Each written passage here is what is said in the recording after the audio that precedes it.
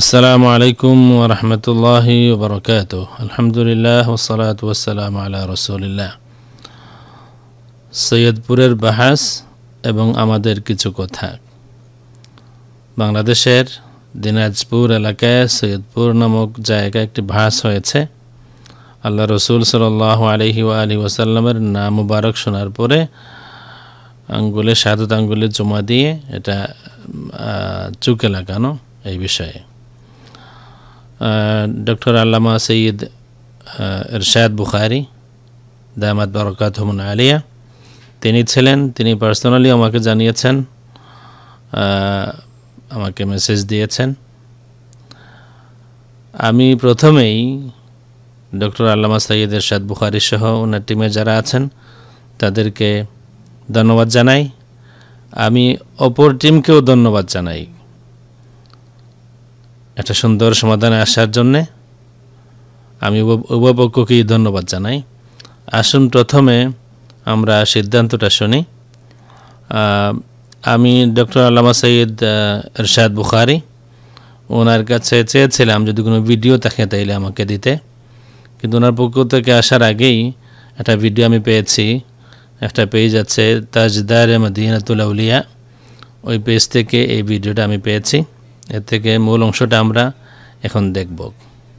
উপজেলা পরিষদের পক্ষ থেকে আপনাদের সকলকে ধন্যবাদ এই অনুষ্ঠানে যোগদান দেওয়ার জন্য। ধন্যবাদ সকলকে।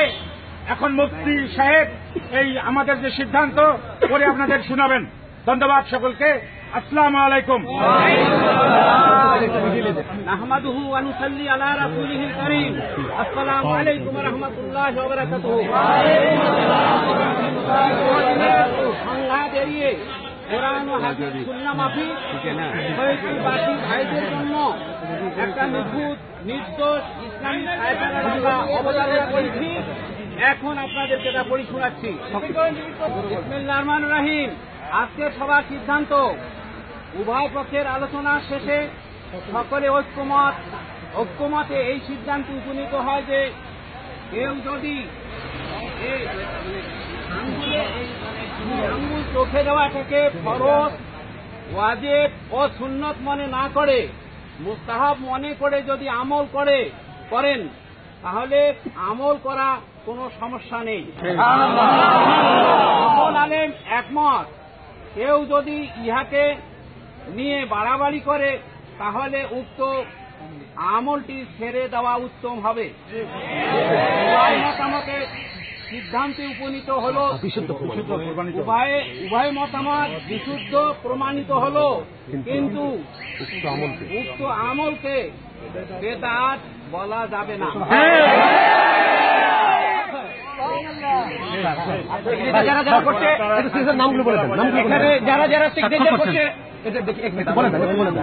এখানে উভয় পক্ষ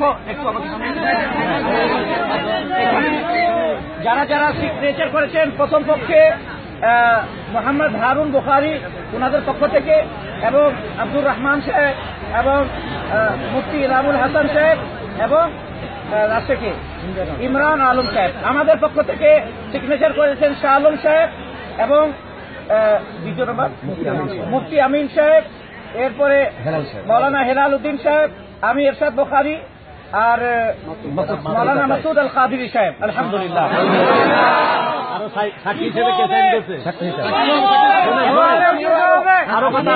আমাদের মাননীয় উপজেলা চেয়ারম্যান সাহেব জুবাইদুল হক সাহেব এবং আমাদের কিয়নো সাহেব এবং ওসি সাহেব, ইনারা সাক্ষী হিসাবে আছেন।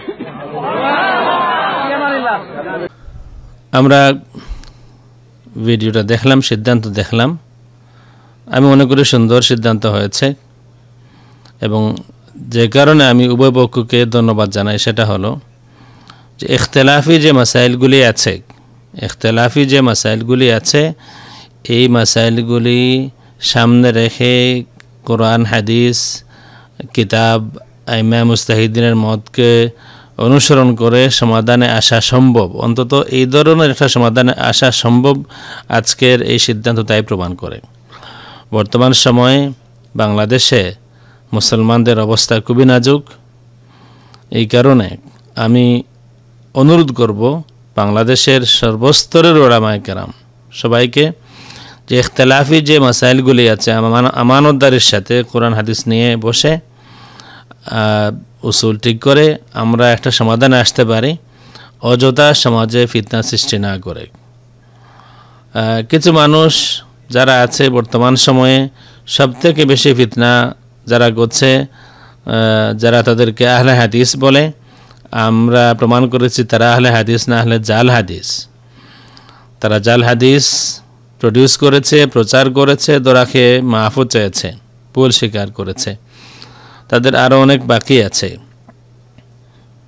তাদের বহু কিছু আমরা প্রমাণ করেছি।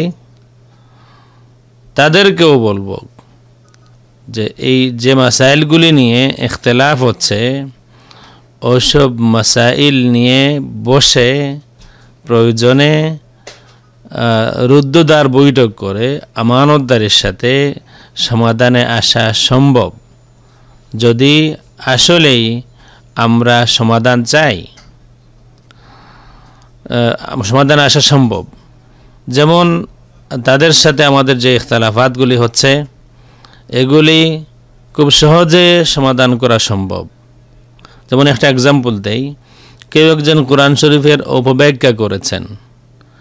আসলে তারা যদি সত্যানুসন্ধানী হন, তাহলে কোরআন শরীফ খুললে, তাফসির খুললেই বা আরবি ভাষা যারা জানেন খুললেই প্রমাণ হবে বিল বাইয়িনাতি ওয়াজ জুবুর, এই ব্যাখ্যার কথা বলছি, যেটা ভুল হয়েছে এটা তারা স্বীকার করতে বাধ্য। যে হাদিসগুলি জাল হাদিস তারা প্রচার করেছেন, যেগুলি নিয়ে বারবার আমরা কথা বলছি, যদি এগুলি ওনারা স্বীকার করেন অথবা প্রমাণ করেন যে এগুলি জাল হাদিস নয়, বসে সমাধান করা সম্ভব। হাদিসের বিরোধিতা করছেন, আমরা প্রমাণ করেছি। যেমন সালামের ব্যাপারে বলছেন পেশাব করছে সালাম দেন, পায়খানা করছে সালাম দেন, দিতেই হবে, দিতে বাধ্য, এটা হাদিসের বিরোধী, বসে এটা সমাধান করা সম্ভব। সুতরাং পরস্পর সম্মান বজায় রেখে আমরা রুদ্ধদ্বার বৈঠক করে হলেও সমাধান করা সম্ভব, যদি আমানতদারি থাকে। আর যদি কেউ মন গড়া তার কোনো মতকে প্রতিষ্ঠিত করতে চান, কোনো সময় মানবেন, কোনো সময় মানবেন না, কোনো সময় ইমাম বুখারীকে মানবেন, কোনো সময় মানবেন না, কোনো সময় ইমাম বুখারীর উসুল মানবেন, কোনো সময় মানবেন না, কোনো সময় সাহাবী মানবেন, কোনো সময় মানবেন না, এদের সাথে সমাধান হবে এটা বিশ্বাস করা কঠিন।